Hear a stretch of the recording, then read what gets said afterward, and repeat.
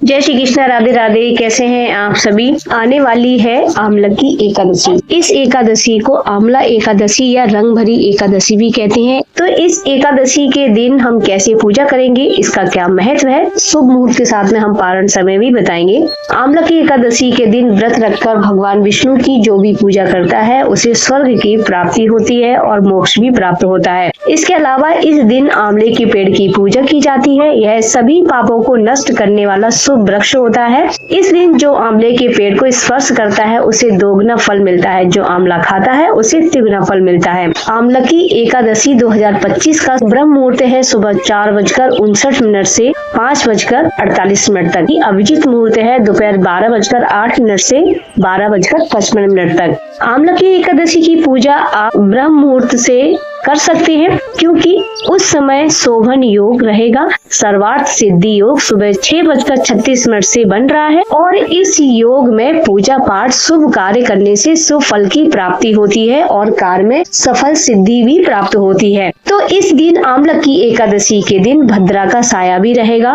तो आइए जानते हैं कि भद्रा का समय कब से कब तक है।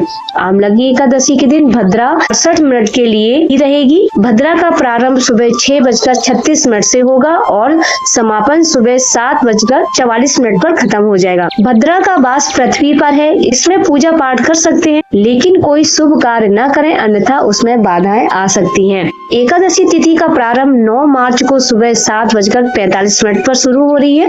इस बार आमला की एकादशी के दिन 3 शुभ संयोग बनने वाले हैं। उस दिन 67 मिनट की भद्रा भी लगेगी। आमला की एकादशी के दिन व्रत रखकर भगवान विष्णु की पूजा की जाती है और श्री हरि को आमले का भोग लगाते हैं। तो ऐसे में आमला की एकादशी का व्रत 10 मार्च को होगा और 11 मार्च को इसका पारण का समय होगा। तो आमला की एकादशी के व्रत का पारण का समय है 11 फरवरी सुबह 6:35 से 8:13 तक रहने वाला है।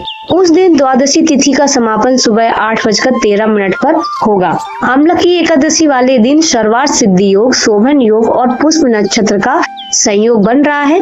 ये तीनों ही शुभ माने जाते हैं। सर्वार्थ सिद्धि योग सुबह 6:36 से देर रात 12:51 तक रहेगा।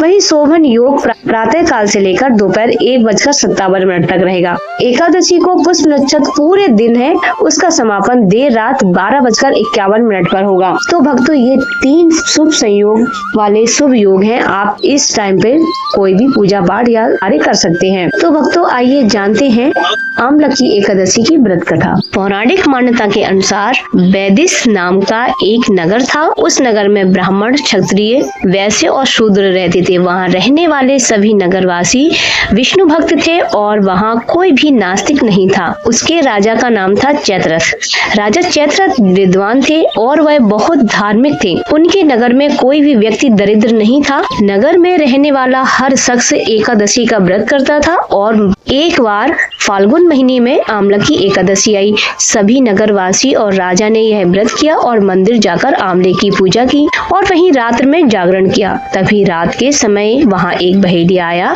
जो कि घोर पापी था, लेकिन उसे भूख और प्यास लग रही थी। इसीलिए उसने मंदिर के कोने में बैठकर पूरी रात बिताई और वहां बैठकर विष्णु भगवान व एकादशी महात्म की कथा सुनने लगा। इस तरह वह पूरी रात बीत गई। नगर वासियों के साथ बहेलिया भी पूरी रात जाग रहा था। सुबह होने पर सभी नगरवासी अपने घर चले गए। बहेलिया ने भी घर जाकर भोजन किया, लेकिन कुछ समय के बाद बहेलिया की मौत हो गई। हालांकि उसने आमला की एकादशी व्रत कथा सुनी थी और जागरण भी किया था, इसीलिए वह राजा विदुरथ के घर जन्म लिया। राजा ने उसका नाम वसुरथ रखा। बड़ा होकर वह नगर का राजा बना। एक दिन वह शिकार पर निकला, लेकिन बीच में ही मार्ग भूल गया। रास्ता भूल जाने के कारण वह एक पेड़ के नीचे सो गया। थोड़ी देर बाद वहीं मलेच्छ आ गए और राजा को अकेला देखकर उसे मारने की योजना बनाने लगी। उन्होंने कहा राजा के कारण उन्हें देश निकाल दिया गया है, इसीलिए वह उन्हें मार देना चाहते हैं। इस बात से अनजान राजा सोता रहा। मलेच्छों ने राजा पर हथियार फेंकना शुरू कर दिए, लेकिन उनके शस्त्र राजा पर फूल की तरह गिरने लगे। कुछ देर बाद सभी मलेच्छ जमीन पर मृत पड़े थे। वहीं जब राजा की नींद खुली तो उन्होंने देखा कि कुछ लोग जमीन पर मृत पड़े हैं। राजा समझ गया कि वह सभी उसे मारने के लिए आए थे, लेकिन किसी ने उन्हें ही मौत की नींद सुला दी है। यह देखकर राजा ने कहा कि जंगल में ऐसा कौन है जिसने उसकी जान बचाई। तभी आकाशवाणी हुई, हे राजन, भगवान विष्णु ने ही तुम्हारी जान बचाई है। तुमने पिछले जन्म में आमलकी एकादशी व्रत कथा सुनी थी और उसी का फल है जो आज तुम शत्रुओं से घिरे होने के बावजूद भी जीवित हो। फिर राजा अपने नगर लौटा और सुखी पूर्वक राज करने लगा और धर्म के कार्य करने लगा। तो भक्तों, ये थी आमलकी एकादशी की व्रत कथा और उससे जुड़ी जानकारी। को ये वीडियो पसंद आए तो आप मेरे वीडियो को लाइक करें और चैनल को सब्सक्राइब जरूर कर लें। तो मिलते हैं अगले वीडियो में, तब तक के लिए राधे राधे, श्री हरिदास।